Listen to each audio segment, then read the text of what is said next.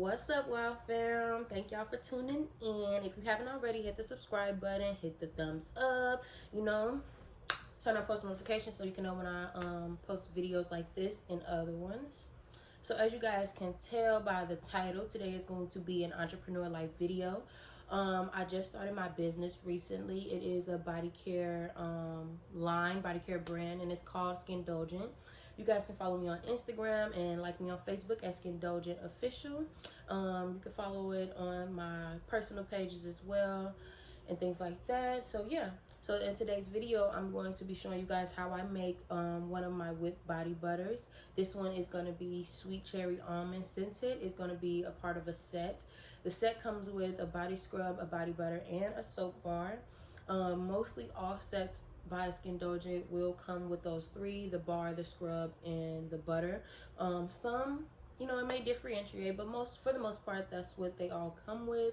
You guys can shop that on my Instagram, on my Facebook, and of course on my website at www.skindulgent-official.myshopify.com. The link will be below, so yeah, you don't have to remember it or anything like that. The link will be in the description box below. First things first, we're going to disinfect with a towel. Then I'm going to throw on some gloves and we're going to get started. Here I'm just getting some shea butter.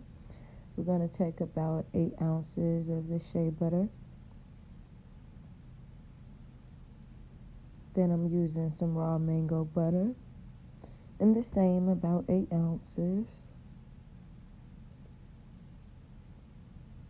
Took a little out, must have put too much in. Then I have a 1/8 cup there. I got some beeswax. Using that same 1/8 cup, and we're using sweet almond oil. Okay, so off camera, I went ahead and melted all the butter, waxes, and oils down, and then I cooled them in the refrigerator for maybe 5 to 10 minutes just to thicken them up so that way we could whip them and they wouldn't be liquidy and everything.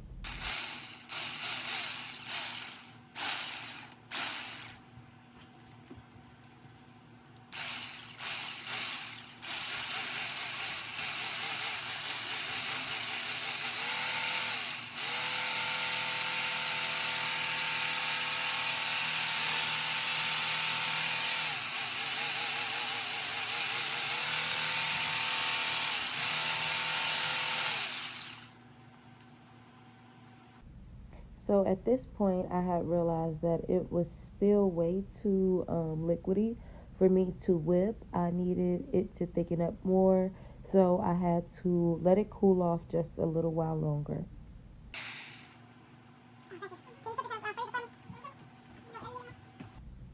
Now that I'm back and it's much thicker, as you can see, I'm just going to go ahead and incorporate everything all together, just whipping it and getting some air into it. Try not to make a mess, but just go around the bowl whipping it.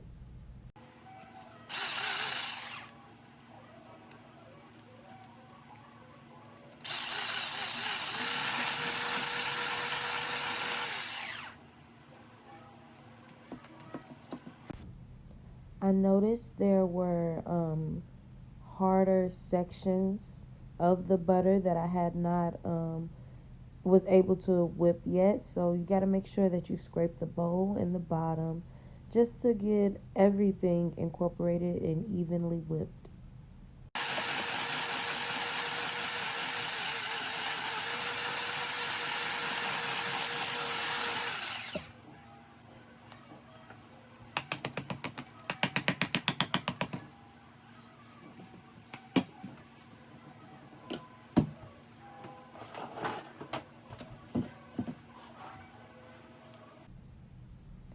Now you see me just scraping the sides of the bowl once again just to make sure that I'm getting everything incorporated, and also just to get just a little bit of a better feel for how my butter is going as far as consistency, texture.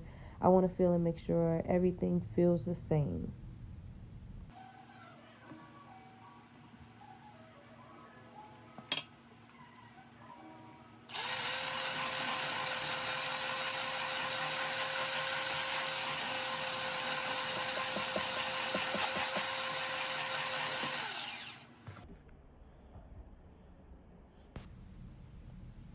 Would you take a look at that texture? It is so light and whipped and fluffy. And the crazy thing is, it's not even done yet. So I'm going to whip some more.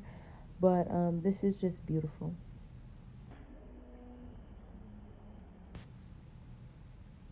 This reminds me almost of like a cloud or marshmallows or something. It's just so light and fluffy and creamy, like chocolate mousse or something, vanilla mousse.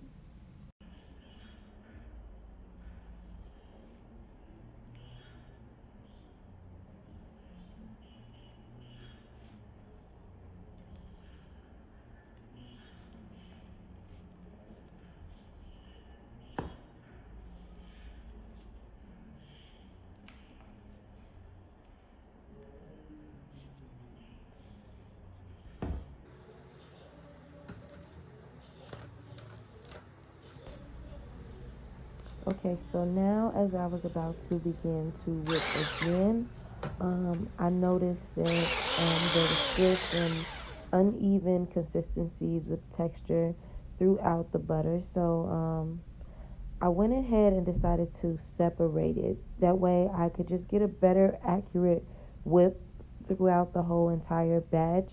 I didn't want to have some pieces, as you can see, more hard or thicker than the rest. I wanted it all to be a creamy, whipped butter consistency, texture, as you can see here in this portion of the batch.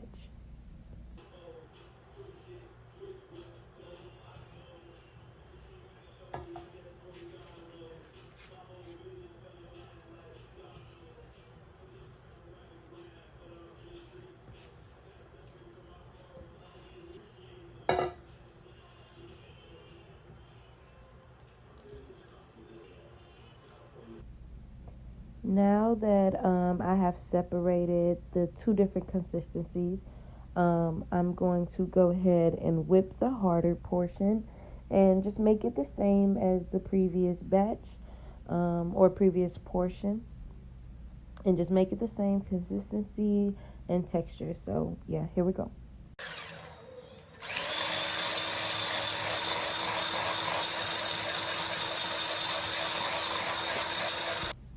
And like I said before, no matter how big or small the batch, make sure you scrape the sides and the bottom just so you can incorporate everything and get an even whip.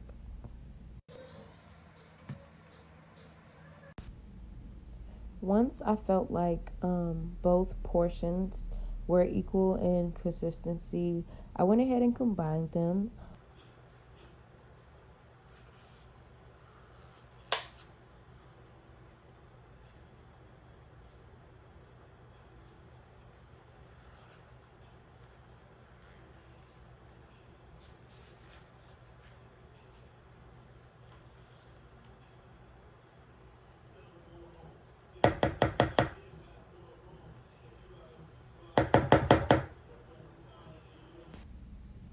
With both parts incorporated, I'm just going to give it a final whip just to make sure that everything is consistent throughout the whole entire batch.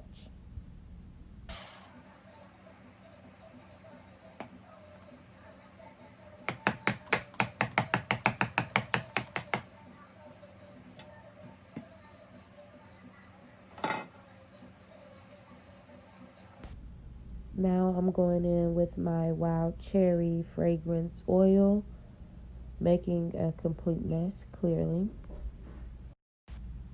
This was the first run at making this particular set of products. So, with any products, it is a trial and error process of what you like and what you don't like. So, yeah, here I'm going to go ahead and add some red liquid colorants. As you can see, it did not do pretty much anything at all. Literally nothing at all. At first, I thought it was just, me mixing, and with all the oils and stuff, it didn't incorporate completely. So I went ahead and grabbed the mixer just to see if whisking it would bring the color out.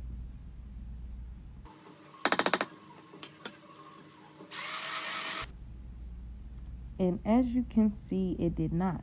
So I grabbed some red liquid pigment that I got from TKB. This is what I usually use for lip gloss, but it's safe for topical use, so I went ahead and added this.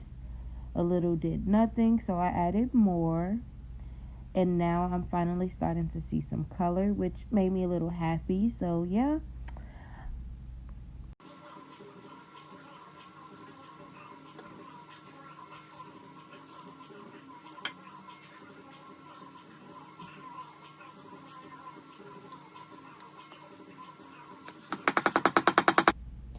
I still wasn't seeing very much of pigment, so I went ahead and grabbed my mica, and it's in the cherry color, so I thought this would be a perfect color, so I added a little bit of that, and I just mixed away to see what I would get.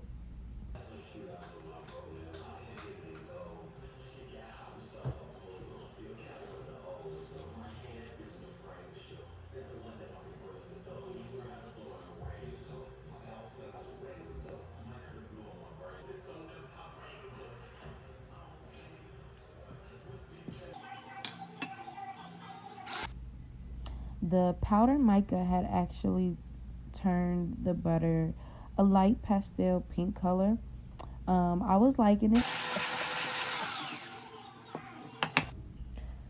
I was satisfied with this pastel pink color for the body butter, so I went ahead and grabbed some jars. These are all pre-sanitized, so yeah, I'm just gonna be filling these, and I'm just gonna let you watch that.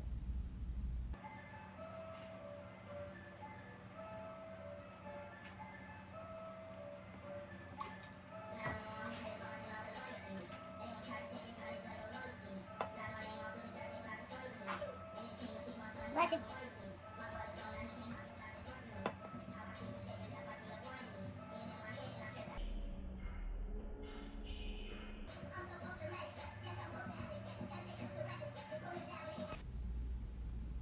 When you see me pat it down on the table, I'm just knocking out any air bubbles and just ensuring that the jars are going to be filled as much as possible.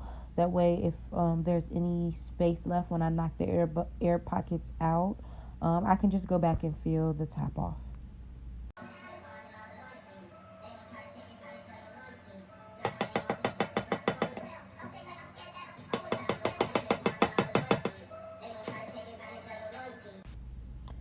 So this batch perfectly filled 4 jars for me, which is great. These are 8-ounce jars that you see. I'll post another video for you guys if you like about where I get my supplies and things. Where I purchased all my startup equipment. If you like, just comment below.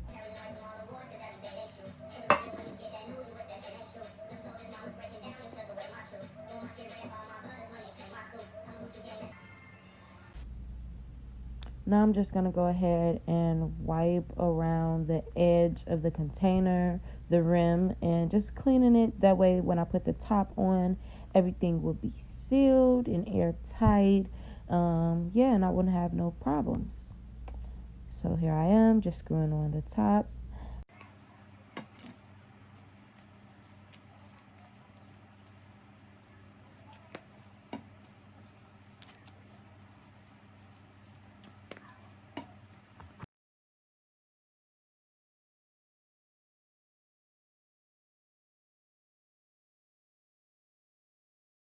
Once again, if you haven't already, hit the thumbs up, hit the subscribe button, turn on your post notifications so you can know when I post more videos like this and many others. Thank y'all for watching.